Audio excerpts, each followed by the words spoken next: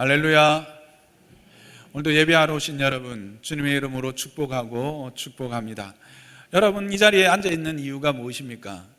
예수 그리스도가 여러분의 구주임을 고백하는 그 고백이 우리로 하여금 여기에 앉아있게 했습니다. 그리고 그 고백은 우리의 힘과 우리의 노력의 결과가 아닌 전적으로 하나님의 은혜의 결과인 줄 믿으십니까?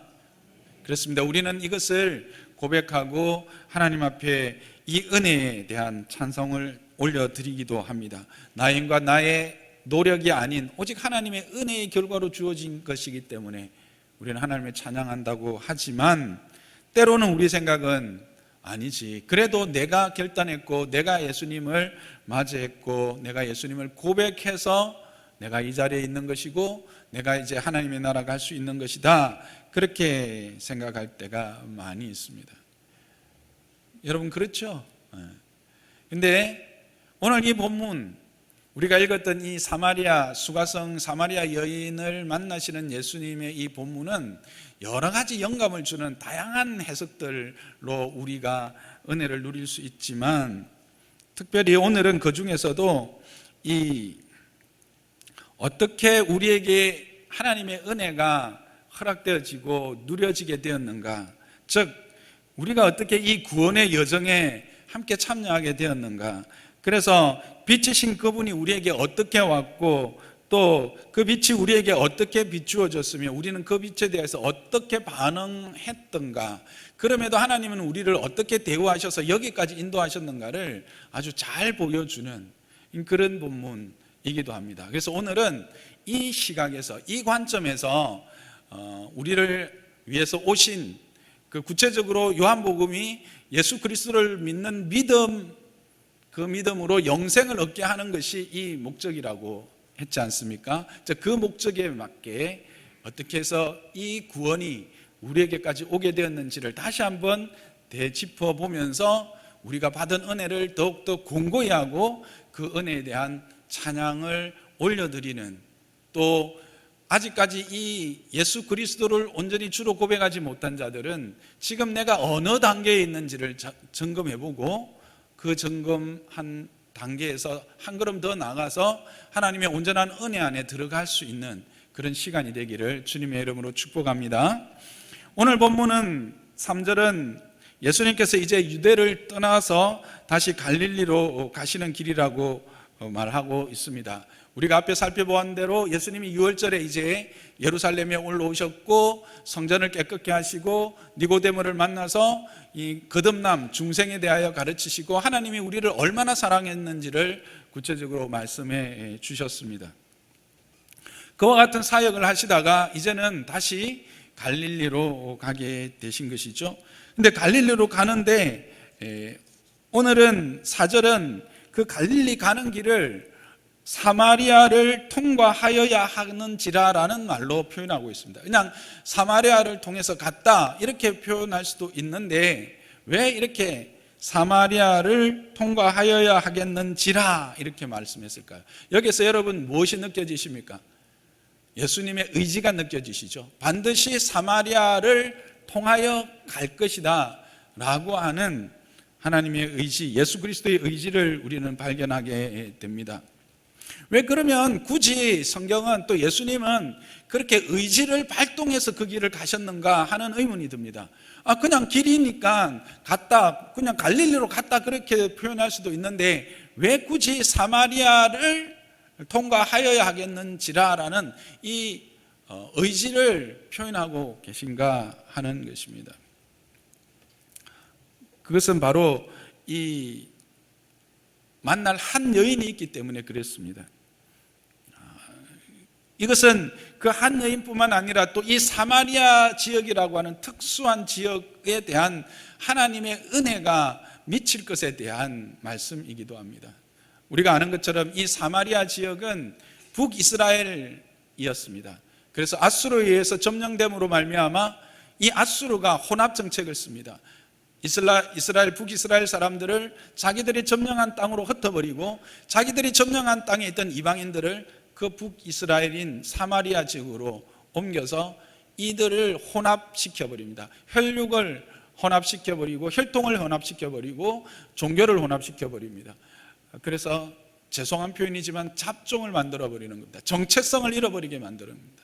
그러나 여러분, 우리가 아는 것처럼 유대인들에게 있어서 혈통은 아주 중요합니다. 왜 그렇습니까? 그것은 바로 약속을 성취할 자녀의 표이기 때문에 그렇습니다. 그래서 그들은 이 아브라함의 자손이라고 하는 것이 얼마나 큰 긍지며 이것이 얼마나 중요한 것인지를 다 알고 있는데, 그것을 상실해버렸을 뿐만 아니라 그 하나님의 언약을 잃어버리고 그것에 대해서 전혀 문제의식 가지지 않고 살아가는 그 사마리아, 그래서 유대인들은 그 사마리아 사람들을 아주 천대시했고 멸시했고, 그래서 사마리아 지역은 바로 그와 같이 유대인들에게 있어서는 함께 할 수 없는 불가촉, 접촉하기조차 부끄러운, 또 그것으로 말미암아 자기가 오염될 것 같은 사람들로 취급받는 그런 지역이었습니다. 그러나 예수님은 이 사마리아로 가셔야 하겠다라는 의지를 표현함으로 그 사마리아 지역 또 여전히 하나님의 은혜에서 제외될 수 없다라는 것을 분명히 말씀해 주고, 예수님의 사랑은 그 어떤 대상도 제외되지 않는다 라고 하는 것을 말씀하시는 것이죠. 이것은 실제로 예수님이 성천하시면서 모여있는 120명의 그 성도들에게 너희는 성령이 너에게 임하시면 권능을 받고 예루살렘과 온 유대와 그 다음에 어디예요? 사마리아와 땅끝까지 이르르니. 그러니까 땅끝으로 가는데 결코 사마리아를 놓칠 수 없고 사마리아를 반드시 포함해서 나아갈 것을 이야기를 하는 것을 통해서도 알 수 있듯이, 이 어떤 대상도 어떤 허물과 어떠한 많은 어려움이 있고, 그래서 정말 하나님 아닌 사람들로부터 대접을 받을 수 없는 그 누구도 이 예수 그리스도로 말미암는 은혜에서 제외될 수 없다라는 것을 아주 심정적으로 표현해 주는 그런 말씀이 바로 사마리아를 통과하여야겠다, 사마리아를 가셔야 되겠다라고 하는 말씀으로 우리에게 전해주고 있는 것입니다. 여기서 우리는 내가 예수님을 만나고 그를 믿어 구원을 얻게 된 것이 하나님의 오심에 거기서부터 출발했다라는 것을 다시 한번 생각하게 됩니다. 우리는 사마리아보다도 더 하나님의 은혜와는 상관없는 자들이었지 않습니까? 그런 우리를 하나님은 그저 제외시키지 않으셨다라는 겁니다. 이 동쪽 끝에 아무도 주목하지 않는 이 땅까지 하나님의 사랑은 우리를 향해서 계속해서 비춰줬고, 그래서 우리가 오늘 여기 와 있다라고 하는 사실을 우리는 함께 생각하게 되어지는 겁니다. 나의 결단과 나의 의지의 문제가 아니라 주님의 찾아오심으로 우리는 여기에 앉아 있고 예수 그리스도를 주로 믿게 되었다라는 것입니다. 이곳에 앉아 계신 분 중에 어떤 분들은 여러 가지 모습으로 여기 앉아 계실 겁니다. 어떤 분은 부모님을 따라서, 어떤 분은 남편과 아내를 따라서 그렇게 이 자리에 앉아 계신 분들도 있었고, 그 자리에 그렇게 이 자리를 앉기 시작한 분들이 참 많을 것입니다. 그러나 여러분, 그 모든 자리에 초청하신 이는 예수 그리스도이십니다. 그 자리에서 여러분을 먼저 만나 주신 분도, 여러분을 그 자리로 오게 하신 분도 예수님인 것을 우리는 기억하기를 주님의 이름으로 축복합니다. 그렇게 우리를 찾아오심으로 우리와 예수님의 만남은 시작되었습니다. 그러면 또 여기서 우리가 한 가지 살펴보는 것은 왜 이런 의지적 표현을 하셨을까 하는 게 이제 지리적으로도 분명히 드러납니다. 함께 이것은 지도를 보면서 이제 저기를 보시면 실제로 지금 제가 설교를 다 해버린 부분이긴 한데 이걸 먼저 보여드리고 했어야 되는데 1부 때 하다가 너무 시간이 오래 가지고 빨리 진행시켜야 되겠다라는 강박관념이 좀 있어서, 어쨌든 보시면 여러분들이 평소 때 조금 궁금해 하실 것 같아서 말씀을 드립니다. 빨간 줄이 뭐냐면 사마리아를 거쳐가는 지역입니다. 그런데 노란 줄이 이 사마리아를 이렇게 둘러가는 거죠. 근데 여러분 생각에 어느 길이 더 짧은 것 같습니까? 노란 줄이 오히려 짧은 것 같죠. 근데 이게 옆에 그 그림을 보시면 예루살렘이 저렇게 높게 있고 그 다음에 중간에 사해가 있고 다시 이쪽에 요르단 땅, 지금의 요르단 땅이 있는데 산에서 내려와야 되는 겁니다. 그런데 저기 빨간 줄로 되어 있는 것은 일종의 왕의 대로라고 하는 큰 길이 있습니다. 여러분, 아프리카에서 이 대륙 쪽으로 나오려면 어떤 길로 나와야 되는 줄 아십니까? 저 빨갛게 그려진 왕의 대로를 쫓아서 나오게 되어 있습니다. 그래서 이스라엘이 아주 작지만 역사의 중심이라고 하는 것은 그 당시 역사는 메소포타미아와 이 아프리카 지역을 중심으로 한 역사인데 그 모든 역사의 흐름의 중간에 자리하고 있기 때문에 이스라엘의 위치가 아주 중요한 위치가 된 것입니다. 그리고 그 길이 저 산 꼭대기를 따라서 왕의 대로가 나와 있는, 요즘으로 말하면 하이웨이입니다. 저거는. 그런데 노란 저 길은 무슨 길이냐 하면 비포장도로입니다. 그러니까 굳이 잘나 있는 길을 피해서 비포장도로로 산을 오르락 내리락 하면서 광야길을 갔다라고 하는 의미입니다. 그만큼 힘들고 어려운 길을 일부러 선택해서 유대인들은 갔던 거죠. 그런데 예수님은 의지를 가지고 저 모든 유대인들이 피하는 왕의 길을 가신 것입니다. 그렇게 이제 가신 이유를 방금 제가 말씀을 드렸습니다. 사마리아도 하나님의 은혜에서 제외될 수 없다라고 하는 사실을 분명히 보여주시는, 그리고 그곳에서 한 여인을 만나고자 하는 하나님의 의지였습니다. 그렇게 그 수가성에 도달했을 때 시간이 6시쯤 되었다고 이야기합니다. 제6시는 요즘 시간으로 말하면 정오입니다. 화면을 이제 닫으셔도 되겠습니다. 지금으로 말하면 정오입니다. 점심시간이죠. 그래서 제자들은 먹을 것을 사러 동네에 내려가고 예수님 혼자 남으셨습니다. 남으신 그곳은 바로 우물가였습니다. 예수님의 모습은 오랜 여행에 지쳐있는 허름한 나그네였습니다. 그러나 누가 보더라도 유대인인 것은 분명했습니다. 그때 그 우물가에 한 여인이 물을 길르러 나옵니다. 팔레스틴 지역은 여름에 낮에 그 태양이 참으로 뜨겁습니다. 그래서 사람들이 이렇게 다니지 않습니다. 그런데 그 뜨거운, 아무도 다니지 않는 그 정오의 시간에 한 여인이 물을 뜨러 온 것입니다. 늦잠을 자서 그럴까요? 아닙니다. 이 여인에게는 누구에게도 숨길 수 없는 자신만의 그 아픔이 있고 사람들과 마주하고 싶지 않은 그런 삶이 있는 그런 여인이었습니다. 그래서 이 여인이 물을 뜨러 왔는데 마침 예수님이 그 여인을 향해서 물을 좀 달라고 청합니다. 그러자 사마리아 여인이 대답을 합니다. 당신은 유대인인데 어찌하여 사마리아 여자인 나에게 물을 좀 달라 하십니까? 라고 합니다. 여러분, 제가 이거를 이제 좀 배우같이 표현을 못해서 그랬는데 이 본문의 느낌이, 여러분, 이 여인의 대답이 아주 온순한 대답처럼 느껴지십니까? 아니면 조금은 날카로운 응대로 느껴지십니까? 우리가 생각할 수 있습니다. 지쳐있는 나그네가 물 한 그릇 달라 합니다. 그러면 긍휼히 여기는 마음으로 물 한 컵 떠서 건네주면 그냥 그렇게 물 마시고 물 주는 것으로 좋은 관계로 될 수 있는 그런 상황이지 않습니까? 그런데 이 여인은 지금 그 상황을 어떻게 스스로 깨버립니다. 깨버리고 도발을 한 거죠. 당신은 유대인인데 어떻게 나한테, 사마리아 여자인 나한테 물을 달라고 하느냐? 우리가 아는 것처럼 앞에서 말했던 그런 역사적인 배경 때문에 유대인들은 사마리아인들을 아주 낮게 취급을 했습니다.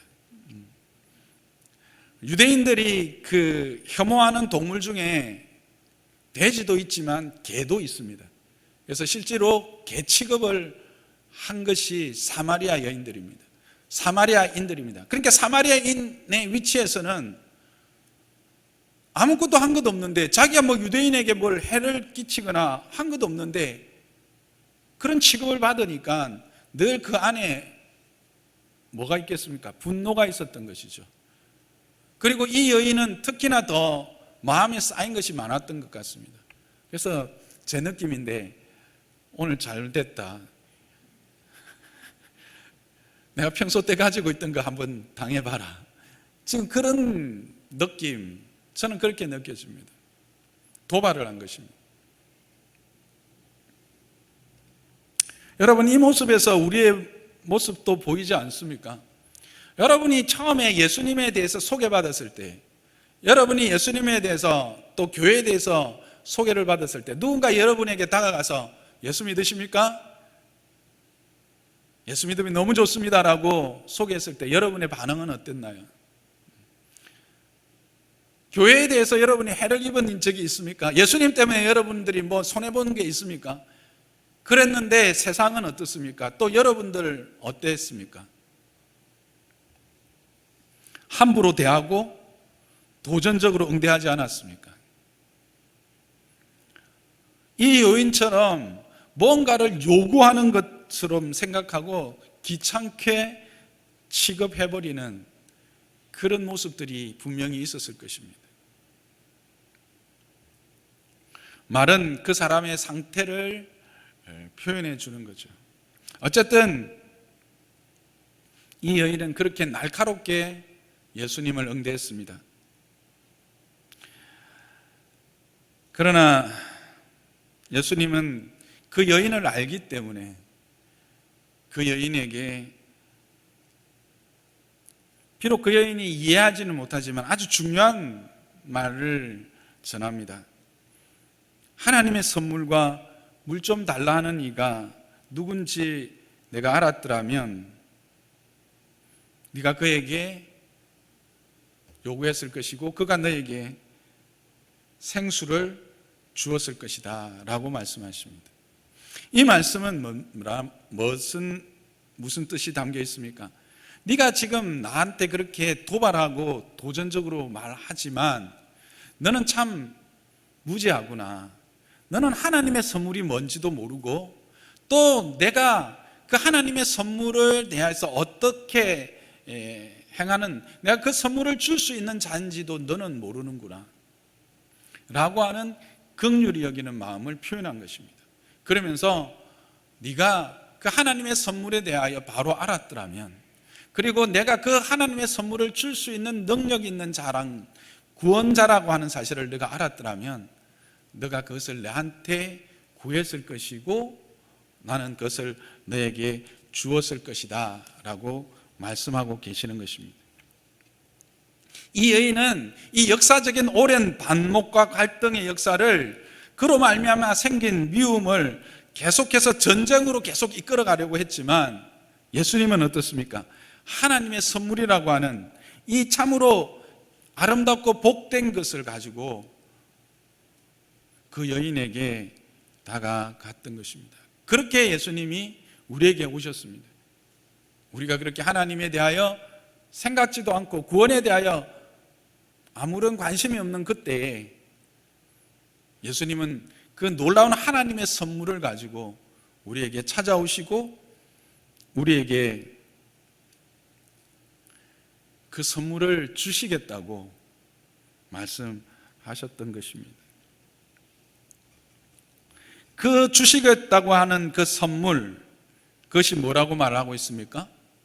생수라고 말하고 있습니다. 우리말로 하면 살아있는 물이죠. 예, 말 그대로 이 헬라어로도 이 물과 살아있다, 생기있다라는 말의 두 가지 합성어입니다. 그래서 생수인데 이것은 또 다른 의미로 솟아나는 물이라고 하는 의미가 있습니다. 그래서 생수라고 하는 것은 계속해서 솟아나는 물이라는 것입니다. 왜 그렇습니까? 고여있는 물은 썩고 결국은 독이 됩니다. 그러나 진정 사람에게 생기를 주고 살리는 물이 되기 위해서는 끊임없이 솟아나야 되죠. 그래서 이 생수라고 하는 단어에는 이 솟아나는, 계속해서 솟아난다라고 하는 의미를 함께 가지고 있는 겁니다. 그래서 예수님은 지금 이 여인에게 내가 너에게 생수를 주겠다라고 하는 말은 너 안에서 끊임없이 솟아나는 물을 주겠다라고 하는 말씀입니다. 이 생수는 무엇을 의미할까요? 요한 사도는 이 생수를 요한복음 7장 37절에서 39절에 이렇게 표현하고 있습니다. 함께 읽어보겠습니다. 시작. 명절 끝날 곧 큰 날에 예수께서 서서 외쳐 이르시되 누구든지 목마르거든 내게로 와서 마시라. 나를 믿는 자에게는 성경의 이름같이 그 배에서 생수의 강이 흘러나오리라 하시니 이는 그를 믿는 자들이 받을 성령을 가리켜 말씀하신 것이라. 그렇게. 결국 생수는 뭡니까? 성령입니다. 그러니까 성령을 가리켜서 이렇게 표현한 것이죠.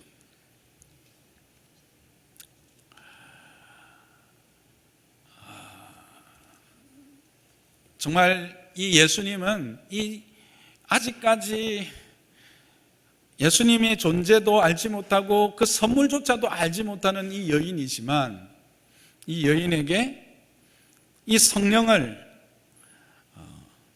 허락해서 이 혈통의 담을 넘는 어느 민족에게나 은혜로 베풀어주는 이 생수로 그를 부르고 계시는 것입니다. 내게로 나오라는 것입니다. 내게 값없이 주는 생수를 와서 마시라는 것입니다. 이곳에 앉아 계신 분들 중에 아직까지 예수 그리스도를 하나님으로, 메시아로 그가 주시는 선물에 대해서 알지도 못하고 그분이 어떤 분이신지 모르는 분이 계시다면 이 예수님의 초청에 응하는 은혜가 있기를 주님의 이름 축복합니다.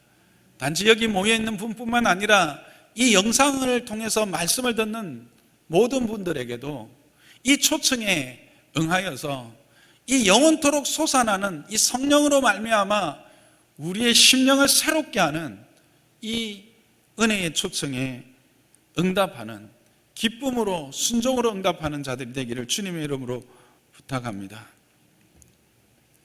그러나 실제로 이런 초청이 아직까지 이 예수님에 대해서 알지도 못하고 그분의 선물이 뭔지에 대해서도 알지도 못하는 이 여인에게서는 조금은 생소한 것입니다. 그렇죠? 조금은 어이없는 것입니다. 왜 그렇습니까? 지금 상황은 누가 누구에게 물을 청하고 있었습니까? 예수님이 그 여인에게 물을 청하고 있었습니다. 그랬는데 이게 갑자기 뭐예요? 물을 청하던 사람이 물을 주겠다라고 하는 것입니다. 그래서 어이없다는 듯이 이렇게 반응을 합니다. 여자가 이러되 주여인데 이건 이제 그냥 일반적인 호칭입니다. 남자에 대한 물을 길을 걸어뒀고 이 우물은 깊은데 어디서 당신이 그 생수를 얻겠습니까? 라고 이야기합니다. 어떤 분들은 여기서 주여 나왔으니까 이분이 벌써 이것을 받아 마셨다, 받았다 이렇게 해석하는데 이거는 그냥 호칭입니다. 다시 말씀드리지만 그러면서 조금은 생뚱맞은 예수님의 제안에 대해서 그렇게 반응하고 있는 것입니다. 우리도 그랬습니다. 친구를 따라왔든지 부모를 따라왔든지 남편을 따라왔든지 아내를 따라왔든지 이렇게 말씀 앞에 서고 지금 말씀을 들을 때 뭔가 이야기를 하는 것 같고 예수님의 선물에 대한 이야기도 듣는 것 같고 또 예수님이 어떤 분이라는 것을 듣는 것도 같은데 느낌은 뭐예요? 그분이 이것을 내게 줄 수 있는 분이라는 생각이 안 드는 거예요. 그리고 그게 뭔지도 모르는 거예요. 그래서 계속 우리는 어떻게 반응합니까? 그게 뭔데요? 당신이 줄 수 있는 게 과연 뭡니까? 이렇게 반응하는 거죠. 그러면서 그가 하는 말이 뭡니까? 12절입니다. 우리 조상 야곱이 이 우물을 우리에게 주셨는데, 그래서 그 우물 때문에 야곱 그리고 그의 후손들, 그의 짐승들이 다 마셨는데 당신은 야곱보다 큽니까? 이렇게 말합니다. 이 말이 무슨 말이죠? 요즘 말로 이야기하면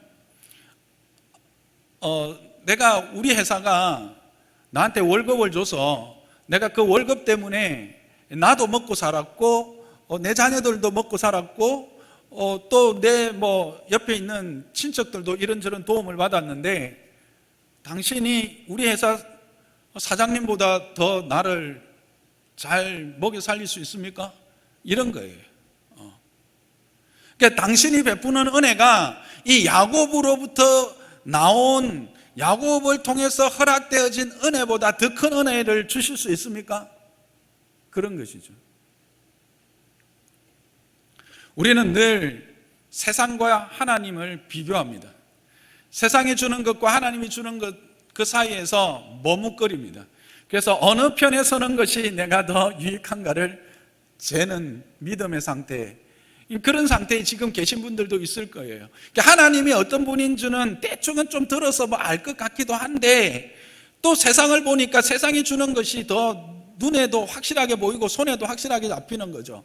그래서 묻는 거예요. 하나님이 그렇다면 이 세상이 주는 것보다, 또 세상이 주는 이런 많은 것보다 더 분명하고 좋은 것 주실 수 있는 분이십니까?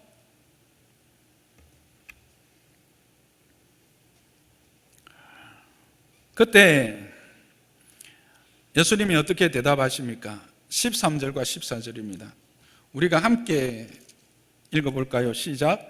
예수께서 대답하여 이르시되 이 물을 마시는 자마다 다시 목마르느니와 내가 주는 물을 마시는 자는 영원히 목마르지 아니하리니 내가 주는 물은 그 속에서 영생하도록 솟아나는 샘물이 되리라 합니다. 먼저 말씀하시는 것이 뭡니까? 이 물을 마시는 자마다 다시 목마른다라고 말씀하십니다. 즉 야곱의 우물에서 나오는 물로는 근본적인 갈증, 인간의 문제의 그 근본적인 목마름 해결되지 않는다라는 겁니다. 잠시 목마름을 해소할 수는 있지만 근본적인 문제의 해결은 얻을 수 없다라고 하는 것입니다.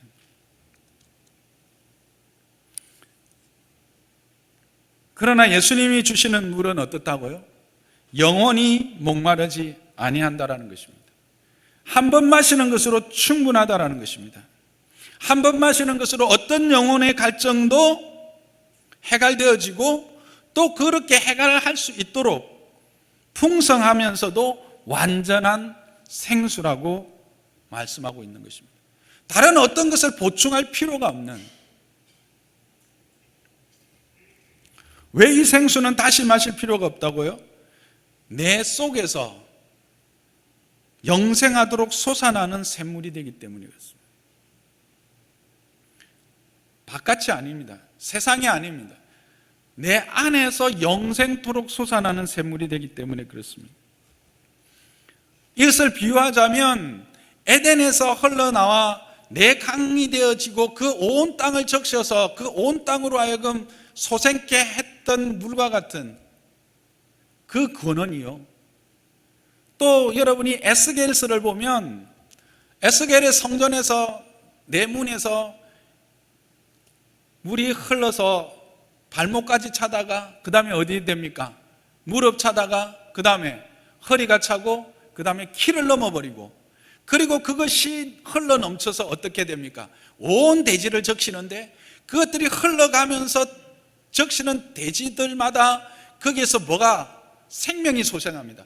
여러분 한 번씩 이런 영상을 보죠. 물이 쫙 흘러가면서 그 물이 닿는 데마다 싹이 피고 그렇게 해서 나무가 되고 숲이 되고 거기서 막 새들이 날아드는 그런 영상들을 보시죠. 여러분 그 영상의 출발이 어디인 줄 압니까? 에스겔서입니다. 에스겔서 47장 1절에서 12절의 말씀을 그거를 영상으로 담은 거예요. 그 사람의 아이디어가 아니에요. 그런 역사가 어디에서? 내 안에서. 그래서 내 안에서 그 영생하도록 솟아나는 성령으로 말미암는 물이 내 가슴으로 내 모든 것을 적셔서 내 삶의 구석구석 썩어지고 문드러지고 고통받고 그렇게 해서 죽어있던 것들을 살리게 되어진다라는 것입니다. 그런데 그것이 어떻게 해요? 끊임없이 계속되어진다는 것입니다.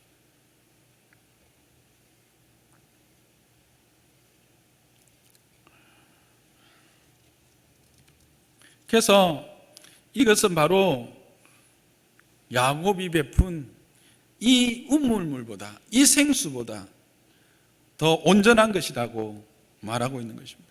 야곱을 통해서도 그 이스라엘 민족이 받은 은혜는 한없이 큽니다. 그렇죠? 야곱이 이스라엘이 되어서 그들이 하나님 앞에서 언약의 백성이 되는 실질적인 민족으로 서게 되잖아요. 그래서 야곱을 말미암는 은혜도 참으로 크지만 지금 예수님의 말씀은 뭐냐면 이 단지 우물물이 아니라 예수 그리스도로 말미암아 주어지는 이 생수는 이 야곱을 통한 혈통적 은혜를 뛰어넘는 더 크고 온전하면서도 완전한 은혜가 될 것이고 하나님의 구원이 될 것이다 라고 하는 것을 지금 말씀하고 계시는 것입니다.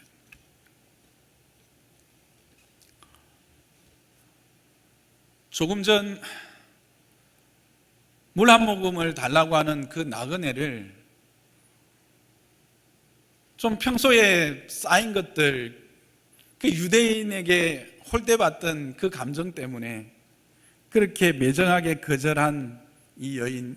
그러나 이 예수님이 생수를 제안하자 그것을 들은 이 여인의 마음 어떻겠습니까? 우리가 뒤에서 확인하게 되겠지만 이 여인은 그 땡볕에 물을 기르러 올 수밖에 없는 여인이었습니다. 모든 마을 사람들에게 멸시를 받던 여인이었습니다. 왜 그랬습니까? 이전에 5사람의 남자와 함께 살았는데 그 모든 사람들에게도 만족감을 얻지 못하고 이제는 6번째 남자와 함께 살고 있는 모든 이들로부터 손가락질 당하고 있는 이 여인이었습니다. 그 마음에 쌓인 것이 얼마나 많고 아픔이 크겠습니까? 그런데 이런 그 여인에게 이제 예수님이 와서 내가 너에게 이 야곱의 우물보다 더 온전한 우물, 그 온전한 생수를 주겠다.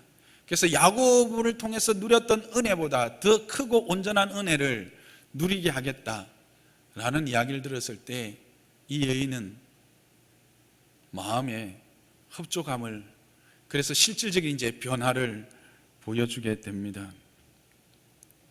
그래서 이 여인이 하는 말이 무엇입니까? 15절입니다. 주여, 그런 물을 내게도 주사 목마르지도 않고 또 여기 물길로 오지도 않게 하옵소서. 그걸 마시고 싶다라는 겁니다. 그러나 여전히 이 여인은 어디에 머물러 있습니까? 육신의 욕구에 머물러 있습니다. 이 여인이 원하는 것은, 생각했던 은혜는, 그 끊임없이 솟아나는 샘물은 우리의 심령 가운데서 솟아나는 성령으로 말미암는 것이 아니라 땅에서 솟아나는 샘물을 생각했던 거죠. 그래서 그런 샘물이 내 집에 있다면 내가 여기 오지 않아도 되겠다라고 생각한 겁니다. 예수님이 우리에게 오셔서 진리에 대하여 끊임없이 이야기합니다. 예수님이 우리에게 주실 그 하나님의 은혜에 대하여 끊임없이 말씀하십니다. 성경을 읽는 중에도 말씀하시고, 성경을 공부하는 중에도 말씀하시고, 설교 중에도 말씀하십니다. 그러나 우리는 어떻습니까? 끊임없이 여전히 땅의 것을 구하고 있는 우리의 모습을 보고 있지 않습니까? 우리는 이랬습니다. 이 모습은 이 사마리아 여인만의 모습은 아닙니다. 이 모습은 바로 저의 모습이었고 여러분의 모습이었습니다. 그때 주님이 정말 한편으로는 청천벽력 같은, 정말 전혀 예상치 못한 요구를 하십니다. 무슨 말씀을 하십니까? 내 남편을 데려오라는 것입니다. 가서 내 남편을 불러오라. 이 질문, 이 요구를 이 여인이 예상했겠습니까? 예상하지 못했습니까? 얼마나 당황했겠습니까? 그래서 탁 튀어나온 말이 뭡니까? 난 남편이 없습니다. 거짓말은 아닙니다. 예수님이 그렇게 응대하는 이 여인에게, 그래, 네게 남편이 없다는 말이 맞다. 나한테 남편 다 있었는데 지금 있는 자도 내 남편이 아니다. 이렇게 말씀하십니다. 이건 이제 한글 번역으로 보면 이전에 있던 남편과는 그래도 정당한 부부 관계, 이제 법적인 부부로 살았는데 지금 남편은 아직까지 그런 어떤 법적인 정당한 관계가 아니다라고 해석할 수 있는데 그게 아닙니다. 원문은 네가 남자 다섯하고 지금까지 지내왔는데 그 모든 남자들하고도 이제는 헤어졌고 여섯 번째 남편과 살고 있는데 그 남자도 너의 남편은 아니다. 즉 너는 그런 합법적인 그런 가정을 이루지 못한 자다라고 하는 것을 말하고 있는 것입니다. 여러분, 이 여인이 이 말을 들었을 때 어떠했을까요? 요즘 같았으면 어떤 일이 일어날까요? 난리 납니다. 어떻게 개인의 아주 은밀한 그런 개인의 사생활을 드러낸단 말입니까? 그러나 예수님은 그 은밀한 것을 드러내십니다. 이 여인이 참으로 아팠을 것입니다. 기억하고 싶지 않은 사실이었을 것입니다. 그리고 이 여인은 어쩌면 자신의 삶에 대해서 그렇게 크게 죄의식 없이 살아갔을 것입니다.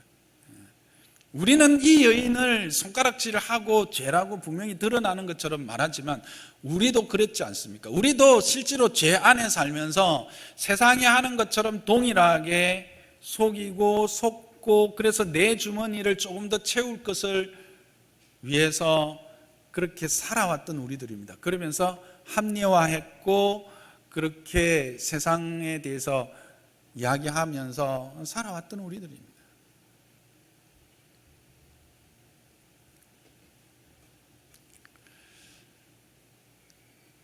그렇지만 이 여인 같은 경우에는 그 정오에 나온 것으로 보면 숨기고 싶었던 정말 아픈 상처였을 것입니다.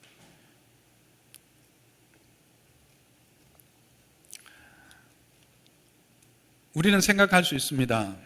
다 아시면서, 하나님 다 아시잖아요.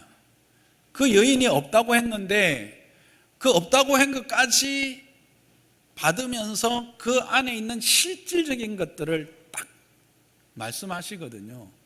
다 아신다면 굳이 드러낼 이유가 뭐 있겠어요? 그냥 다독거리시고 위로하시는 것으로 충분하지 않겠습니까? 우리는 그렇게 생각할 수 있어요.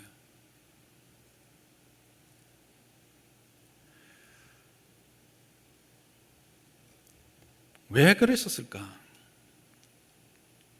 그러면 왜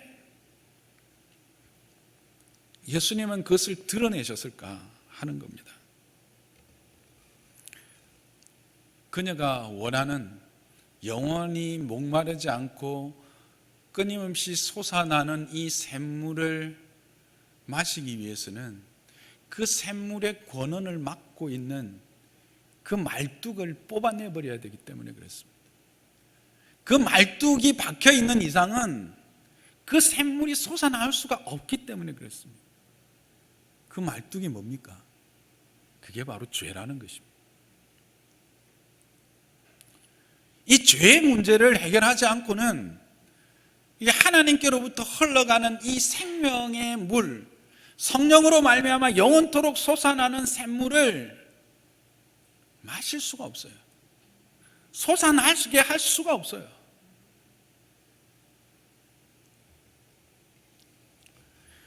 특히나 이 예수님이 베푸시는 이 생수는 영적인 것이잖아요. 죄와 깊은 관계가 있는 것입니다. 죄로 인한 갈증이 근본적인 문제이거든요. 죄로 말미암아 모든 아픔과 모든 관계의 문제들이 생겨난 것이거든요. 모든 갈증이 거기에 연유한 것이기 때문에 그렇거든요. 사람은 많은 것을 소망합니다. 많은 것을 원합니다. 그러면서 이것저것을 찾아다니며 갈증을 해소하려 합니다. 그러면 세상은 어떻게 합니까? 여기로 와라, 여기 와라, 그렇게 이야기합니다. 이것을 갖추고 이것을 채우면 그 갈증이 해소된다. TV 광고 보면 그렇지 않습니까? 그들이 말하는 대로 카드 끌고 그들이 말하는 대로 그것들을 다 우리 가정에 채워 놓으면 행복할 것 같고 문제 없을 것 같고, 그래서 진정 행복할 것 같고 목마르지 않을 것 같고. 그러나 여러분, 과연 그렇습니까? 아니죠. 채워도 갈증은 더 깊어지고 고민은 더 많아집니다. 근심은 더 커집니다. 이유가 뭘까요? 근본적인 것이 해결되지 않았기 때문에 그렇습니다. 이 세상에 그 어떤 것도 이 죄에 대해서 이야기하는 것이 없습니다. 왜냐하면 첫째는 무지하기 때문에 그렇습니다. 모든 인간의 문제가 죄에서 출발한다는 것에 있어서 무지하기 때문이요. 두 번째는 그것을 해결할 능력이 없기 때문에 그렇습니다.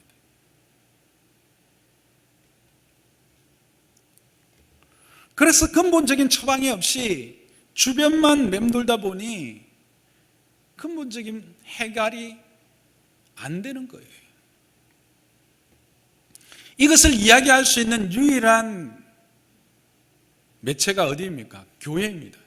그런데 교회조차도 이제는 이 말을 하지 않습니다. 입을 닫습니다. 왜 그렇습니까? 듣는 사람들이 환영을 하지 않기 때문에 그렇습니다. 말합니다. 직장에서도 세상에서도 시달리고 지쳤는데, 그래서 교회에 왔는데 교회조차도 그렇게 한다면 우리는 어디 가서 위로를 받고 어디 가서 우리는 기대고 힘을 얻었습니까? 여러분, 그렇습니까? 참된 안식은 어디에서부터 오는 겁니까? 참된 힘은 어디에서부터 옵니까? 참된 회복은 어디에서부터 옵니까? 하나님의 관계에서부터 옵니다. 하나님과의 관계가 떨어진 인생은 어떠한 힘도 어떠한 만족도 얻을 수가 없습니다. 근본적인 문제 해결이 되지 않습니다. 그 하나님과의 단절이 뭡니까? 바로 죄의 문제입니다. 죄의 담을 헐어버려야 되는 것입니다. 죄에 박혀있는 그 말뚝을 뽑아버려야 되는 것입니다. 이것을 예수님은 분명히 아셨기 때문에 아픈 줄 압니다. 힘든 줄 압니다. 상처에 진짜 그것이 초를 붓는 것과 같은 고통인 것 압니다. 그러나 그것이 더 큰 고통, 더 많은 고통으로부터 구원해 내는 유일한 출발점이기 때문에,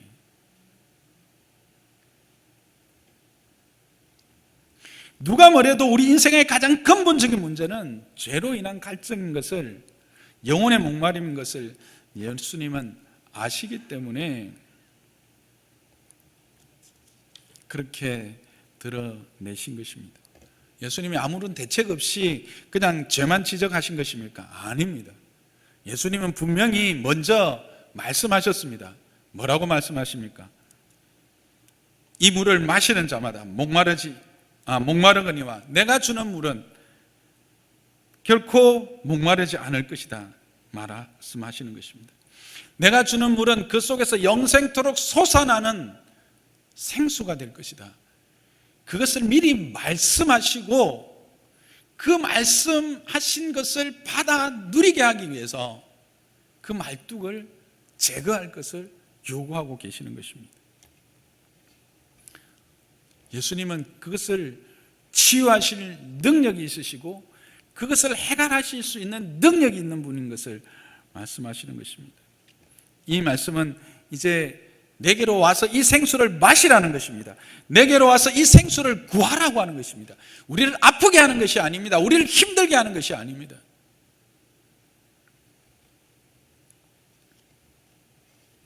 내 남편을 데려오라는 말은 내 부끄러운 죄를 가지고 오라는 것입니다. 너로 하여금 절망에 빠지고 주저앉게 만드는 그것, 다른 사람들 앞에서 아무렇지 않은 척 하지만 혼자서 가슴을 치면서 그렇게 아파하는 그 죄를, 피할 곳이 있다면 숨어버리고 싶었던 그 죄를 가지고 오라고 하는 것이 바로 내 남편을 데려오라는 말씀입니다. 이런 주님의 부르심은 이 사마리아 여인에게만 하시는 말씀은 아닙니다. 오늘날 이곳에 있는 우리 모두를 향한 하나님의 말씀입니다. 특히 아직 예수 그리스도가 어떤 분인지, 그의 선물이 무엇인지 알지 못하는 분들에게 말씀하시는 것입니다. 여러분도 그 선물이 뭔지가 궁금하시고 그 선물을 받고 싶으실 것입니다. 그 샘물을 마시고 싶으실 것입니다.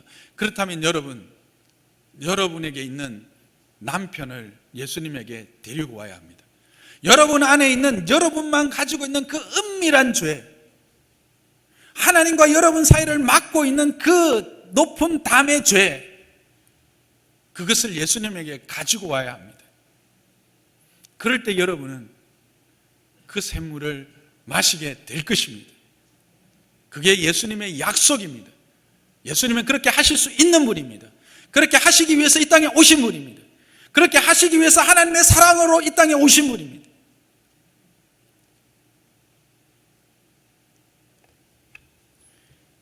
우리 중에는 이미 믿고 이 생명의 권한을 소유한 분들이 대부분일 것입니다. 그러나 우리는 왜 이 생명의 권한을 소유하였음에도 때때로 메마르고 가람을 느낄까요? 그건 역시 이 무지와 불신앙 그리고 불순종의 찌꺼기 때문에 그렇습니다. 아직도 옛사람으로 남아있는 그 옛사람의 찌꺼기들이 계속해서 떠돌다가 가라앉아 버린 것입니다. 그래서 그것을 막아버리는 거예요. 그게 뭐라고요? 불신앙입니다. 아직도 하나님에 대한 무지입니다. 불순종입니다. 사랑하는 성도 여러분, 그것은 성령을 근심케 하는 것입니다. 그것은 성령으로 하여금 그 길을 따라가지 못하도록 방해하는 것입니다. 옛사람을 벗어버리십시오.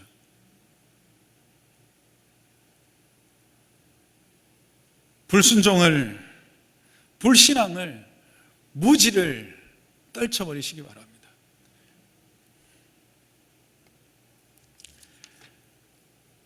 그러나 감사한 것은 이 하나님의 은혜는 계속해서 솟아난다는 것입니다. 물이 높은 곳에서 낮은 곳으로 흐르되 막히면 어떻게 되죠? 돌아갑니다. 그리고 넘쳐 흐릅니다. 그래서 결국은 우리를 어디로? 하나님의 땅으로, 그 은혜 안으로, 하나님이 베푸시는 그 은혜의 강으로 인도하시는 것이죠. 그 은혜를 누리게 하는 것입니다. 그렇게 흘러 넘쳐서 모든 땅을 적실, 결국 죄로 죽은 우리 모든 아픔들을 씻기시고 다시 회복시켜 주시는 것입니다. 그래서 은혜입니다. 그래서 은혜 위에 은혜인 것입니다. 이미 그리스도로 말미암아 구원받은 우리들이 은혜를 누렸고, 이제는 그 은혜 위에 은혜가 이렇게 날마다 선포되어지는 말씀과 여러분이 읽고 묵상하는 말씀을 통해서 깨끗게 하는, 더 정결케 하는 은혜로 여러분들에게 주어지는 것입니다. 말씀을 정리하겠습니다. 사랑하는 성도 여러분, 하나님이 세상을 사랑하셨습니다. 그래서 그 아들, 하나밖에 없는 아들, 자신의 인생에서 가장 가치 있고 오직 유일한 가치인 아들을 저와 여러분들을 위해서 내어주셨습니다. 왜 그렇습니까? 믿어 멸망하지 않고 이 영원토록 솟아나는 영생을 얻게 하기 위함이었습니다. 영생은 단지 영원토록 사는 것이 아닙니다. 여러분, 영원토록 사는 것이라면 지옥에서도 영원토록 살게 되어 있습니다. 말씀드렸죠. 우리는 하나님의 영, 사람은요, 동물과 구별되는 것은요, 하나님의 영이 우리 안에 있기 때문입니다. 그래서 우리는 영벌로 가느냐, 영생으로 가느냐입니다. 영생은 그냥 오래 영원히 사는 게 아니라 이 안에 성령으로 말미암아 솟아나는 이 샘물을 날마다 누리면서 그 생명의 활기를 누리고 하나님과 교제하는 삶, 그게 바로 영생입니다. 그냥 오래 사는 게 영생 아닙니다. 미안하지만 예수 안 믿어도 영원히는 삽니다. 그런데 어떻게 영원히 삽니까? 하나님과 원수된 상태로 그 지옥 안에서 뜨거울 뿐만 아니라 다툼과 시기와 질투와 전쟁, 그 상태에서 아비규환, 아수라로 살아가는 겁니다.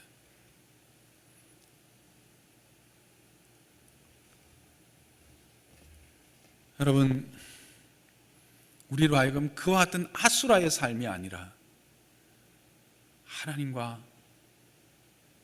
그 영원하신 하나님과 사귀며 그 은혜의 부요함을 누리며 살아가게 하기 위해서 예수님이 우리를 찾아오셨고 만나주셨고, 우리가 하긴 했듯이 설득하시고 가르치시고 깨닫게 하시고, 때로는 우리를 아프게 해서라도, 어떻게 해서라도, 어떤 방법으로라도 이 영생에 참여하도록 부르셔서 오늘 여기 앉혀 놓으신 것입니다.